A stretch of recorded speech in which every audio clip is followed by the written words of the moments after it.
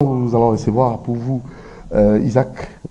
Avec lui, on va plus insister sur le fédéralisme. Est-ce que le fédéralisme pourra-t-il développer notre pays? C'est ça notre questionnement. Allez, Isaac, bonjour. Bonjour Doudou, bonjour à tous les téléspectateurs qui nous suivent en ce moment. Je suis très content de participer à votre émission pour apporter ce que je crois au sujet du fédéralisme, parce qu'aujourd'hui, pour les gens qui n'ont aucune idée sur l'histoire de l'indépendance de notre pays, oui, le fédéralisme paraît comme une chose nouvelle, quoi.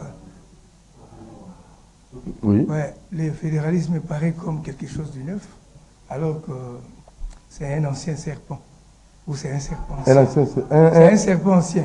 C'est-à-dire, ça donc ce fédéralisme, serpent ancien. Voilà, donc ça ne date pas d'aujourd'hui. Comment ça? Ça date de 1959 déjà. Il y a eu déjà des Congolais qui parlaient ou soutenaient qu'on ait un Congo fédéral.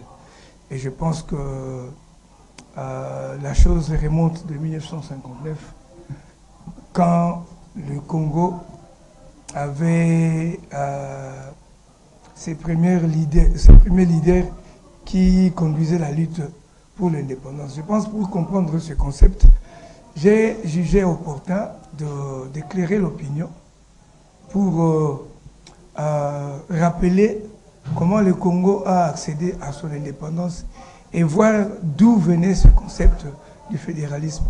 Je pense nous n'avons pas assez de temps aujourd'hui, mais je voudrais juste rappeler aux Congolais que l'idée d'un Congo fédéral a commencé avec l'alliance des Bakongo. À Bako à l'époque, en 1960. Il y avait aussi Konakat de Moïse Tshombe qui soutenait un Congo fédéral, donc les Katangais, et nos frères du Congo central, qui étaient vraiment des piliers de cette doctrine du fédéralisme. Mais pourquoi ils soutenaient le fédéralisme à l'époque? À l'époque, pour la Bako, le Congo est grand. Le pays est vaste. Vous allez vous rappeler que quand on a accédé à l'indépendance le 30 juin, 4 jours seulement après, le 4 juillet, Tshombe avait déclaré Katanga un autre pays. Donc il a fait la sécession katangaise. C'était un fédéraliste aussi, quelqu'un qui soutenait que le pays soit un Congo fédéral. Tshombe avec Konakat. Nous avons aussi vu Kalonji et Ngalula Pandangila, qui avaient leur parti politique qui s'appelait MNC Kalonji. Donc, issu du MNC originel, parce que le MNC était créé le 10 octobre 1958 par Iléo, Ngalula et Ngwenza. En 1958, le 10 octobre, on crée le MNC. Et en 1959, au mois de juillet, le MNC était scindé en deux. Iléo et Ngalula étaient sortis pour embrasser le courant d'un Congo fédéral. Ngwenza est resté avec Lumumba, soutenant un Congo unitaire. Donc, les MNC originels soutenaient que le pays soit un État unitaire. Et avec Lumumba comme président de ce bureau provisoire, Ngalula Pandangila était vice-président, Antoine Ngwenza était secrétaire national. Et le MNC, qui était créé en 1958, le 10 octobre, en retour de l'exposition de Belgique, soutenait que le pays soit un État unitaire. Vous voyez? Donc, et le MNC était un véritable parti politique au vrai sens du terme. Pas comme les autres partis étaient comme des regroupements tribaux, quoi. Donc le MNC avait comme cofondateur Antoine Ngwenza de l'Équateur, Ngalula Pandangila du Kasaï, et puis Iléo Songwamba de la province orientale. Donc c'était vraiment un vrai parti politique qui avait la vision de fédérer tout le monde au sein de ce mouvement pour défendre les intérêts communs du pays. Mais à côté, il y avait Abako, Alliance des Bakongo, qui était au départ un mouvement une association culturelle qui se transformera en un parti politique à partir de 1959 là. Donc déjà, vers les années 58, à la naissance du MNC, on soutenait un Congo unitaire. On arrive au mois de juillet 1959. Le MNC sera scindé en deux. Iléo et Ngalula vont sortir pour dire c'est notre parti. Antoine Ngwenza, aussi l'un des cofondateurs, dit non, c'est mon parti. Ils sont restés avec Lumumba. Donc pour différencier le MNC où Lumumba était président et le MNC où Kalonji était président, on appelait MNC Kalonji et MNC Lumumba. Et le MNC Kalonji avait embrassé le courant d'un Congo fédéral. Donc ils sont devenus des alliés de la BACO et Konakat pour lutter pour que le pays soit la République fédérale du Congo. Déjà en 1960, toutes ces deux tendances, Congo fédéral, Congo unitaire, avaient bâti campagne pour convaincre aux Congolais de soutenir soit les partis qui soutenaient un Congo fédéral qui dirige, ou les partis qui soutenaient un Congo unitaire, comme le MNC et leurs alliés. Aux élections, la population a tranché contre les fédéralistes. Pourquoi à cette époque-là, la population avait-elle tranché contre le fédéralisme? Parce que les unitaristes, Lumumba, le MNC et leurs alliés, avaient convaincu la population de la nécessité de l'unité, de l'union nationale, de l'uniformité dans la gestion du pays et tout là. Ils ont montré au pays que un Congo fédéral, ça va nous séparer. Donc nous devons être unis. Or, normalement, le fédéralisme, c'est l'unité dans la diversité. Or, l'esprit qui animait les premiers Congolais en 60 là, par exemple les Abako, pour avoir un Congo fédéral, n'avait rien à faire avec les faux fouillards ou les faux arguments avancés par ceux qui le soutiennent aujourd'hui. La balkanisation? Non, ouais. Non, à l'époque, il n'y avait pas cet esprit-là. Non, à l'époque, l'esprit de fédéralisme, je prends par exemple Abako. Pour Kasavubu, Nzezalando et les autres, ils voyaient que le Congo était trop grand. C'est juste pour la gestion. Au lieu que Tshombe ait la tentative de prendre Katanga, parce que je vous ai dit après le 30 juin, le 4 juillet, Tshombe avait déclaré Katanga un autre pays. Kalonji Ngalula, qui étaient d'autres fédéralistes, avaient déclaré Kasaï un autre pays. C'est ainsi qu'en 1964, lorsqu'ils avaient éliminé la personne qui était comme l'incarnation d'unitarisme, Lumumba, on l'a exécuté en 1961, en 1963, quand le Congo commençait à connaître les inflations et tout là, la population criait au libérateur Tshombe. On a demandé que Tshombe vienne, qu'il puisse prendre la primature. Alors Tshombe, après la sécession katangaise, quand le gouvernement avait fait l'appel à l'ONU pour aider le pays à récupérer tous les territoires sous occupation des rebelles à l'époque, Tshombe et puis Kasaï, qu'est-ce qu'on a vu? La population a réclamé que Tshombe revienne. Alors, on a fait appel à Tshombe. Tshombe est arrivé vers la fin des années 63 là. On lui a confié la primature. Et Tshombe avait déclaré, donnez-moi 3 mois, je vous donnerai un Congo nouveau. Et avec des conseillers blancs, des Français, des Belges, des Allemands, Tshombe avait réussi à redresser l'économie du pays. Mais on arrive maintenant en 64. La loi fondamentale que les Belges nous ont donnée en 1960 pour servir de la première constitution, je pense que l'article 5 de cette loi avait ouvert une brèche aux Congolais que dans l'avenir, vous pourriez créer votre propre constitution selon les réalités du pays et vous pourriez aussi créer de nouvelles provinces. Ça, c'était prévu dans la loi fondamentale. Et quand on est arrivé en 1964, en 61 déjà, les fédéralistes au pouvoir, Kasavubu, avaient tué ou assassiné Lumumba, un protagoniste de taille qui soutenait l'unitarisme, un Congo unitaire. On tue Lumumba en 61.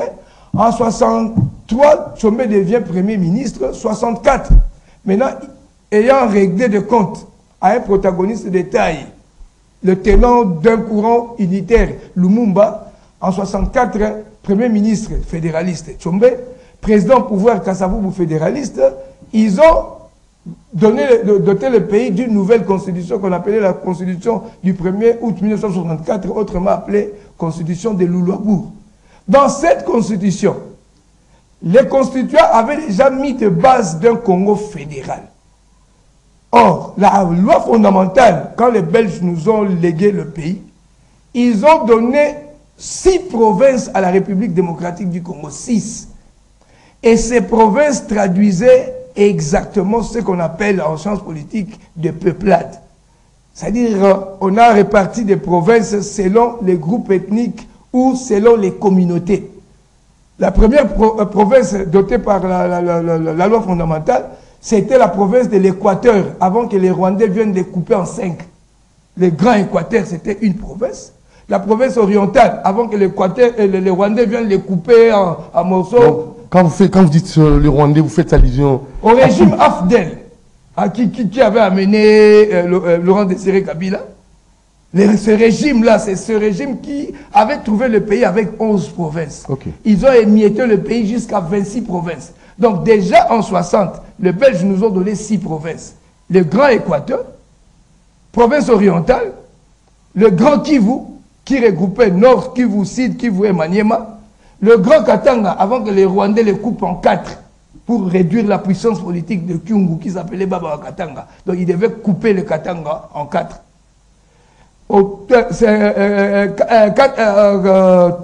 Cinquième province, le Kasaï.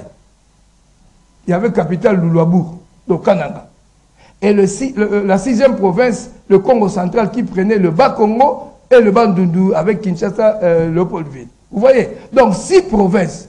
Maintenant, en 64, quand les fédéralistes avaient réussi à régler des comptes à Lumumba, en l'assassinat en 1961, en 64, il n'y avait plus d'opposants. Et les fédéralistes au pouvoir, ils ont doté le pays d'une constitution qui mettait de base d'un Congo fédéral. Avec 21 provinces. Donc, des 6 provinces, ils ont créé 21 provinces. Pour eux, ça n'avait rien à faire avec développement à la base. Leur but était de permettre à chacun, au lieu que Tchombe ait la tentative de prendre Katanga, au lieu que Ngalula et Kalonji ait la tentative de prendre Kasaï, au lieu que Gizenga prenne la province orientale, Tokabolaka Moutoulomta la président à Kwenaï. D'ailleurs, dans les 21 provinces-là, on devait les appeler les États fédérés. Et Léopoldville ici, pouvoir fédéral. Donc, et les présidents de provinces, on allait les appeler des présidents des provinces, pas des gouverneurs. Donc, l'idéal des fédéralistes de 1960, c'était juste pour permettre à chacun qu'il soit président dans son pays. Alors, voilà pour ce qui concerne le contexte actuel. Est-ce qu'on peut encore parler fédéralisme? Est-ce qu'on peut encore soutenir cette hypothèse pour développer notre pays? Merci. Souffrez un peu que je puisse prendre juste une minute pour terminer ce que je disais, que déjà en 60, l'idéal n'avait rien à voir avec le pseudo-argument qu'on donne aujourd'hui, que c'est pour favoriser le développement à partir de la base. Ça, c'est un mensonge du diable. C'est faux. Déjà en 60, l'idéal était permettre à chacun pour qu'il puisse être président. Ça n'avait rien à voir avec, avec le développement à la base. Le Congo est grand, Moutoulamtaz a présent à Kwenaï. Et ils ont amené leur projet au peuple congolais. En 60, les Congolais ont tranché contre ça. Les fédéralismes, les tenants du courant fédéral ont échoué. La population a voté pour MNC et ses alliés. Vous voyez? Donc déjà en 60, les Congolais avaient refusé. Comme aujourd'hui, ici, les Congolais vont refuser. Ça ne va pas passer. Pourquoi aujourd'hui? La vérité est que la personne qui est derrière cette idée fédérale aujourd'hui, c'est Paul Kagame. Oh, ne me dis pas ça. Je reprends, c'est Paul Kagame. Donc, vous savez... Pour ce qui nous concerne actuellement, le fédéralisme, ça constitue pour vous un danger. Un grand danger, c'est du poison. Regardez, regardez, je vais vous démontrer ça. Pour faciliter le développement. Je vais vous démontrer ça ici.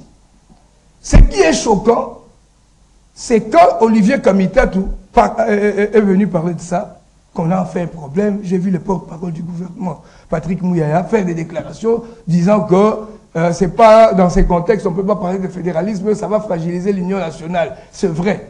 Mais je suis choqué parce que ce n'est pas Olivier Kamitatou qui a commencé avec ça. Quand le président Félix Tshisekedi a lancé la campagne pour le changement de la révision au changement constitutionnel, nous avons vu le ministre du Commerce extérieur, Julien Paluku, déclarer que nous, au Burek, nous soutenons le changement de la Constitution. Que le président Tshisekedi nous nous amène ou nous entre dans la 4e République. Vivement la 4e République. C'est ici l'occasion de proposer au pays une République fédérale du Congo. Parce que depuis 1960, nous tâtonnons entre l'unitarisme fédéral et le fédéralisme. C'est le temps d'ouvrir un débat pour un Congo fédéral. Je pense, Doudou, c'était au mois de décembre. De cette année. De décembre 2024. Je vous rappelle que l'idée d'un Congo fédéral, à moins que nous, les Ngwenza, nous puissions disparaître, tant que je suis vivant, comme je connais le fédéralisme et sa genèse et comment ça a commencé, avec quelle idée, avec les politiciens des 60, que ça n'avait rien à voir avec le développement du pays. En 60, c'était juste une possibilité de permettre à chacun d'être président au lieu d'avoir la tentative de prendre des armes pour prendre les poursuites du territoire. Parce que en 60, c'est le Katanga qui avait pris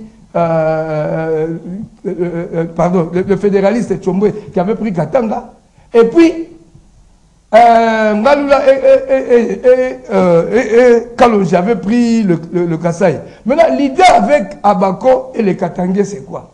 Ils se croient, par exemple, les Katanga, les Katangais se sont toujours cru, ou ils ont toujours cru que c'est une province riche, une province minière, et que l'argent de leur minerai, c'est Kinshasa qui bouffe ça, ça doit rester au Katanga pour développer les Katanga. Même chose avec l'Abako du Congo central ici. Donc, le frère du Yoba Congo jusqu'aujourd'hui, même Nemo Ndansé Mipé à son âme, lui aussi soutenait que le pays soit un Congo fédéral. Donc, il pense que notre province est riche, nous avons le pétrole, nous avons le diamant ici, là. Donc, si nous gérons nous-mêmes notre province, la province sera développée. Donc, tant que nous envoyons l'argent à Kinshasa, et c'est Kinshasa qui s'enrichit, nous demeurons pauvres. C'est la fausse pensée des personnes qui soutiennent un Congo fédéral aujourd'hui. Ce qui est grave du tout. Au mois de décembre, Julien Paluku parle de ça, personne n'en a fait un problème. Kamitatu parle de ça, ça jase de partout. Et avant-hier, mercredi, Willy Michiki fait encore une déclaration qu'il soutient le fédéralisme. Ça veut dire que maintenant, les masques commencent à tomber. Willy Michiki qui avait soutenu, lors d'une émission, que le président Tshisekedi, Étienne Tshisekedi, paix à son âme, quand il était souffrant en Belgique, Willy Michiki passait à la télévision pour dire Étienne Tshisekedi tel qu'il est en Belgique, là, il ne va pas revenir au pays. Il ne va plus revenir. Je mets ma main à couper. S'il revient, qu'on me coupe la main. Et papa Tshisekedi était mort. Et le même monsieur aujourd'hui, il dit qu'il est de Walikale, du Nord Kivu, la province a de mines et tout là. Mais c'est comme si tout l'argent de province est retenu par Kinshasa. Donc lui soutient le fédéralisme pour que Walikale, son développement puisse venir à partir de Goma et non de Kinshasa. Maintenant, ce qui est grave, il faut avoir 2 yeux additionnels pour voir ça. L'idée du Congo fédéral aujourd'hui, c'est du poison, c'est l'esprit de balkanisation, et la personne qui est derrière cela, c'est Paul Kagame. Pourquoi je vous dis ça? Ça a commencé avec Julien Paluku. Après, c'est qui là? C'est Kamitatu. Maintenant, c'est Willy Michiki. Et les masques vont continuer à tomber. Et tu vas remarquer que maintenant, Julien Paluku, Nord Kivu, non? Qui là? Willy Michiki aussi, Nord Kivu. Et vous voyez Kamitatu, il est sous influence de Moïse Katumbi Katanga. Le vrai problème, c'est quoi? C'est la dernière cartouche de Kagame. Parce que si on déclare le Congo aujourd'hui une république fédérale, la conséquence, c'est quoi? Ça sera comment? Toujours avec 26 provinces. Ça, c'est la première question. Devrions-nous revenir à un État fédéral de 6 provinces? Bon. Pour casser cette idée fédérale, pour vous dire que c'est diabolique, proposons seulement que, bon d'accord, on accepte le fédéralisme, mais c'est le président de la République qui va nommer les présidents, des États fédérés, ou les gouverneurs des provinces. C'est là que vous comprendrez qu'il y a l'anguille sous roche. Derrière ces gens qui parlent du fédéralisme, il y a l'ombre de Kagame. Ça sera facile pour Paul Kagame de mettre un Rwandais soit un Tutsi comme gouverneur au Nord Kivu, ou bien un Bantou mais sous son contrôle. Au Nord Kivu, il mettra un gouverneur et au Sud Kivu. Parce que Kagame, pour que le Rwanda soit développé, c'est la province du Kivu, de deux Kivu là, Nord Kivu et Sud Kivu. Donc sa dernière carte, c'est quoi? Si le Congo est fédéral, et puis qui vont voter? Les gouverneurs de province. Selon la base qu'ils ont déjà mise avec la constitution du 12 décembre 2006 ici là, que les gouverneurs soient votés par une poignée de vingtaine ou trentaine de personnes appelées députés provinciaux. Donc ça sera facile pour le Rwanda, pour Kagame, mettre l'argent, corrompre 30 personnes, mettre son gouverneur au Nord Kivu et au Sud Kivu. C'est ça la dernière cartouche de Kagame. Parce qu'ils savent que le M23 à Goma et à Bukavu, déjà les États-Unis ont fait une déclaration. Les États-Unis ont demandé au M23 de se retirer de Goma, de se retirer de Bukavu. Donc le danger c'est quoi? Ils voient déjà qu'ils vont perdre cette aventure de la prise des armes qu'ils ont faite là, en prenant Goma et Bukavu. Bientôt, par la voie diplomatique ou les dialogues ou par tous les moyens, Kinshasa va récupérer Bukavu et Goma. La conséquence sera quoi? Ils se sentent qu'ils n'auront plus contrôle du Congo. Donc la dernière cartouche de Kagame, ils utilisent Kamitatu avec les armes derrière, le M23 et l'AFC, pour qu'on puisse parler de la proposition ou de la suggestion d'une république fédérale du Congo, au moment où leur initiative n'est pas neuve. C'est une vieille histoire, c'est un serpent ancien. Ça n'a pas réussi en 60, ça ne va pas réussir aujourd'hui parce que moi je sais et je crois que cette impulsion du fédéralisme vient du Rwanda. Kagame mettra un gouverneur au Nord Kivu, il mettra un gouverneur au Sud Kivu. Il va mettre l'argent pour corrompre 30 personnes qui font partie de l'Assemblée provinciale au Nord Kivu et au Sud Kivu. Maintenant, il aura contrôle de ces deux provinces minières qu'il a toujours cherché à contrôler. Alors, voilà le grand danger. Pour finir, pour conclure. Pour conclure, si on veut qu'on ait un Congo fédéral, ok, mais qu'on remette le pouvoir territorial au chef de l'État. Et moi, quand je parle de chef de l'État, je ne vois pas Félix Tshisekedi. Je vois l'institution président. Il faut qu'on remette la territoriale au chef de l'État, qu'on réduise le nombre de provinces. On ne peut pas avoir 26 provinces. Il y a des provinces qui ne sont pas viables. Qu'on retourne à 11 provinces ou 9 provinces, plus Kinshasa. Et qu'on donne le pouvoir territorial au chef de l'État. Dans ce système fédéraliste, entre guillemets, que le président nomme le gouverneur. Il pourra prendre Doudou Montiri, il vous envoie gouverneur au Katanga. Il pourra prendre Katanga, on envoie un gouverneur au Bandundu. Mais si on cherche un quelconque système fédéral, où au Nord Kivu, on doit avoir un gouverneur, quelqu'un du Nord Kivu, Sud Kivu, on doit avoir un gouverneur, quelqu'un du Sud Kivu, Katanga, on doit avoir un gouverneur, quelqu'un du Katanga, ça c'est l'esprit de balkanisation. Donc c'est balkaniser le pays, ça crée la désunion. Donc c'est pas le maintenant. Ça ne va pas développer le pays. Maintenant, je vais vous dire pourquoi le fédéralisme ne pourra jamais développer le pays à Kinshasa ou au Congo. Pour développer le pays, ça ne demande pas un système fédéral ou un système unitaire. Pour développer le pays, c'est un problème des individus. C'est un problème d'intégrité. Tant que nous aurons dans notre pays des politiciens tribales, tant qu'on aura des politiciens voleurs, même si on fédère, on aura des voleurs aux entités fédérées, on aura des tribalistes dans les entités fédérées, tant que nous aurons des hommes, si on vous nomme aujourd'hui ministre, on va dans votre cabinet, 80% des agents du cabinet, les gens de votre province. Faites tour au ministère ici.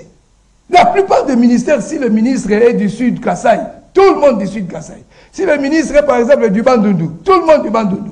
Avec cet esprit, c'est du poison. C'est balkaniser le pays. C'est pour cette raison, moi j'ai dit, pour cela, je peux avoir un débat avec qui que ce soit sur le fédéralisme, peut être là. Je veux démontrer que ce sont des faux fouillants, ce sont des faux arguments. Au développement au niveau de la base, c'est faux. Ils disent, On envoie les richesses de la province à Kinshasa. Kinshasa, à lui seul, à elle seule, prend 60% et les provinces ne se retrouvent pas. Et les 40% qu'on rétrocède aux provinces, qu'est-ce que vous faites avec ça?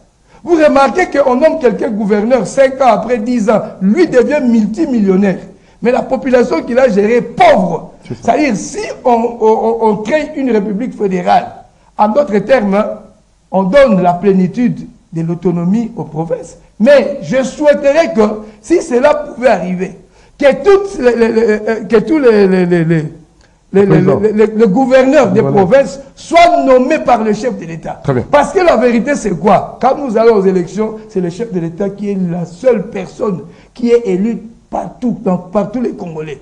Et comme il ne peut pas se multiplier en 26 provinces, ou en 11 provinces, ou en 6 provinces, il peut lui-même désigner la personne qu'il veut qu'il aille développer une province qu'on appellera le gouverneur, qu'il nomme.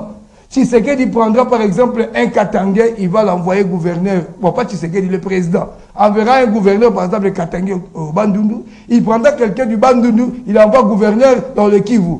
Là, Kagame ne pourra pas contrôler le Kivu là. Parce que les gouverneurs doivent venir de Kinshasa. Mais malheureusement, ce n'est pas le moment de parler de fédéralisme parce que c'est du poison. Ça divise le pays, ça crée la séparation. Nous sommes habitués, vous êtes fatigués à Kinshasa, vous dites, bon, je fais un tour au Congo, je fais un tour à Kisangani. Je ne voudrais pas, j'arrive à Kisangani, je dois aller au bureau de l'état civil pour qu'on puisse m'enregistrer parce que les gens qui soutiennent ce Congo fédéral, ils soutenaient aussi contrôle du mouvement migratoire dans les pays. Il y a un problème. Donc, et on voit, ils commencent à parler du fédéralisme arme à la main. Manu militaire. Parce que Olivier Kamitatu avec Katumbi, ils sont de mèche avec les Rwandais. On voit ça commencer avec Julien Paluku. Après, Olivier Kamitatu, maintenant Willy Michiki. Non. Il y a Anguille sous roche. Merci beaucoup, M. Isaac. À la prochaine occasion. Merci, Doudou Montier. Très bien. Alors, on va finir avec...